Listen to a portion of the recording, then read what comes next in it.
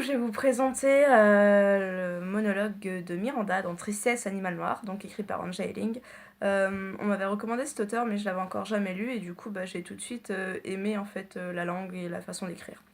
Et puis le contenu du monologue me plaisait aussi. Donc voilà. C'est le fils du forestier qui nous a trouvés. Après 10 heures de travail pour éteindre le feu, il est passé à côté de nous sur son chemin du retour. Il était déjà depuis 2 jours en immersion dans la forêt.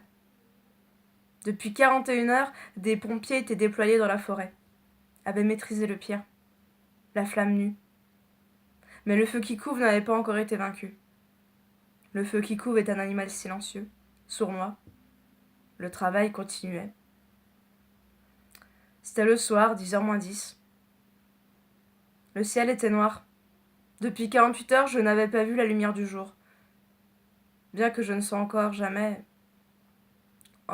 resté si longtemps en plein air. Aucun ciel étoilé ni aucun lever de lune ne m'ont donné l'heure. C'est ma montre qui me l'a indiqué. Une Swatch digitale. L'homme a dit « Je suis le fils du forestier ». Il n'était pas pompier, même pas pompier volontaire. Jusqu'à hier, il n'avait jamais tenu un tuyau. Mais il l'a tout simplement fait. Il a aidé où il fallait aider. Et maintenant,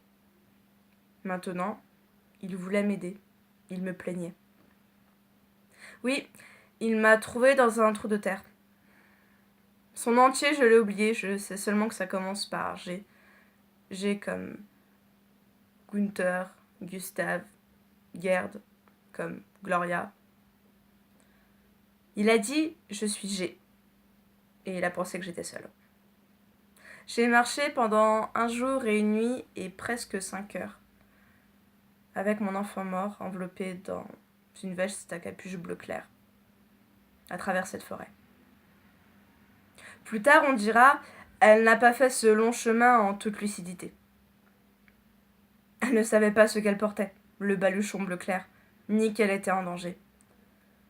Elle n'avait pas conscience de son environnement, de son corps. Au bras droit, sous les 2 pieds, sur la cuisse gauche, sur le cou et sur tout le visage, des brûlures du 4e et 3e degré. Son œil droit éteint. Comment peut-on penser à autre chose ? Mais elle n'était pas consciente. Elle n'avait pas toute sa tête, ce n'était pas dans son état normal.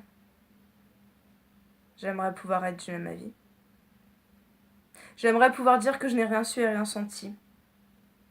Dire que ce n'était pas moi. Mais je veux être sincère. Jamais je n'ai été aussi proche de mes sensations. Jamais elles n'ont été aussi concentrées en moi. J'ai été présente chaque instant.